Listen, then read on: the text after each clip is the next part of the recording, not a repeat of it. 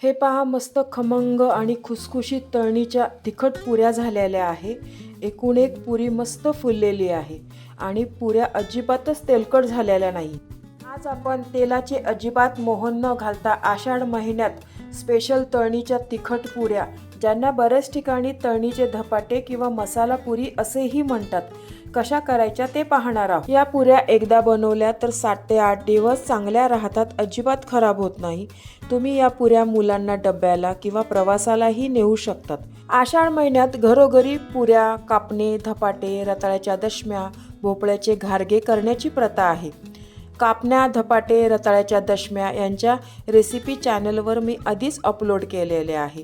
या रेसिपी खूप छान पौष्टिक आहे, तुम्ही एकदा तरी नक्की करून पहा। रेसिपी नेहमीप्रमाणे खूप साधी व सोपी आहे। भरपूर टिप्ससह संपूर्ण रेसिपी तुमच्याबरोबर शेअर केलेली आहे।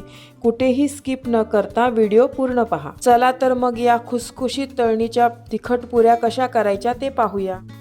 पूर्ण रेसिपी पाहण्यासाठी माझ्या फोटोच्या खालील त्रिकोणावर क्लिक करा, जेणेकरून तुम्ही त्या रेसिपीवर जाल।